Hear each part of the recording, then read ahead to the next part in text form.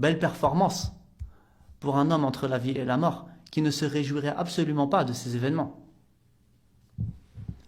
Et ici, le dernier point à aborder sera celui de la principale raison avancée par Hamid, à savoir son droit d'hébergement des enfants. Sachez que Hamid a menacé Marine depuis la naissance de leur premier enfant de les lui arracher. Et cette menace a été jugée plausible par un rapport établi par une enquêtrice sociale à la demande de Marine. Preuve à l'appui. Quand Hamid s'est vu octroyer un droit d'hébergement, Marine a refusé de livrer ses enfants à leur bourreau, qui, cela dit en passant, n'a pas commis de violence uniquement envers elle. S'en sont suivis de nombreux dépôts de plainte envers Marine, la malmenant cette fois par le biais de violences institutionnelles. Puis, plutôt que de la juger, le parquet lui a proposé une mesure alternative aux poursuites. Elle devait réassigner Hamid afin de demander le retrait de son droit d'hébergement, chose qu'elle a faite. La mesure ayant été respectée par Marine, les dépôts de plainte de Hamid ont été classés sans suite. Et il a été averti de cela. En plus, il a été alerté de cela, en plus du fait que, jusqu'au prochain jugement, Marine était en droit de ne pas lui livrer les enfants. Mais il a persisté. Il a persisté jusqu'aux événements que nous connaissons tous. Notre sœur a subi de la part de cet homme des actes qualifiables d'actes de torture et de barbarie. Je vous laisse vous mettre à la place d'un père, d'un frère. Vous avez vu ces documents qui prouvent officiellement que, effectivement, Marine a été maltraitée, a été tapée, était dans un grand désarroi.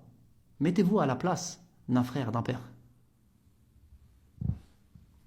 Donc, cet événement s'est produit, ce samedi 5, et Hamid, déjà connu des réseaux, a profité de sa notoriété pour propager de fausses accusations très graves contre Marine.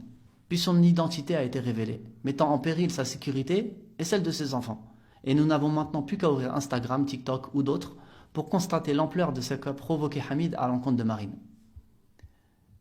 Je vous invite tous donc ici à vous interroger. De quel côté se trouve le guet-apens? Et à qui profite tout cela?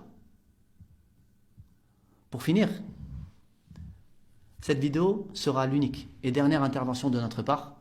Hamid pourra, s'il le souhaite, poursuivre son cinéma pseudo-médiatique et fournir toutes les soi-disant preuves qu'il veut, mais nous n'interviendrons plus et il jouera seul à ce jeu. En somme, cette vidéo ne cherche ni les projecteurs ni les polémiques. Elle est une réponse unique, argumentée, posée, appuyée par des preuves concrètes, face à une vague de mensonges érigés en vérité par celui qui a choisi d'exposer sa version en place publique. Oui, les faits sont graves, oui, la vérité dérange, mais il est temps de remettre chaque chose à sa place et chaque parole face à sa conséquence. Nous n'avons ni manipulé les émotions, ni demandé la pitié. Nous avons simplement exposé ce que beaucoup se sont acharnés à dissimuler. À ceux qui jugent sans savoir, qui partagent sans vérifier et qui soutiennent aveuglément, rappelez-vous. Rappelez-vous que chaque mot compte. Chaque clic, chaque partage, chaque commentaire est inscrit. Ce ne sont pas seulement des opinions que vous jetez sur Internet, pour ceux qui ont participé à cela. Ce sont des responsabilités que vous porterez devant Allah Azza wa Jal. Hamid est allé jusqu'à franchir une nouvelle limite en accusant publiquement une avocate qui n'était intervenue que comme simple témoin en faveur de Marine, et non en qualité d'avocate dans cette affaire. Il a sciemment révélé son identité ainsi que sa photo, l'exposant ainsi à des conséquences graves en violation flagrante de sa vie privée et des principes élémentaires de respect et de confidentialité. Mais apparemment, du côté de Hamid, toutes les bassesses sont permises. Ce comportement traduit réellement une volonté manifeste de nuire à toute personne apportant un éclairage différent du sien, même lorsqu'il s'agit de témoins extérieurs au conflit personnel.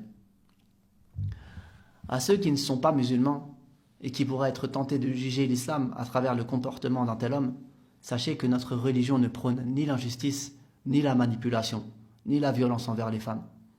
Le prophète sallallahu alayhi wa sallam nous dit « Les meilleurs d'entre vous sont ceux qui sont les meilleurs envers leurs femmes. » Et Allah Azza wa Jal nous dit dans le Coran « Wa'ashiruhunna bil ma'ruf » et comportez-vous convenablement envers elles.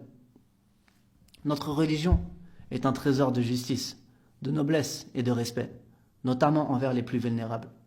Ceux qui la trahissent par leur comportement ne font que se trahir eux-mêmes. Ah Hamid, tu as voulu faire de cette affaire une scène publique. Ne sois donc pas surpris que la vérité finisse par y être projetée, elle aussi, en pleine lumière. Quant à Marine, que ceux qui l'ont sali sans preuve sachent qu'ils auront à rendre compte. Allah nous dit إن الذين يرمون المحصنات الغافلات المؤمنات لعنوا في الدنيا والآخرة ولهم عذاب عظيم. Ceux qui portent des accusations contre les croyantes chastes et innocentes sont maudits ici-bas et dans l'au-delà, où un terrible châtiment les attend. Elle, de son côté, a tenu bon, sans jamais trahir sa pudeur, sans jamais user de la même bassesse que celui qui l'a trahi, violenté, abandonné. Et c'est justement cela sa force.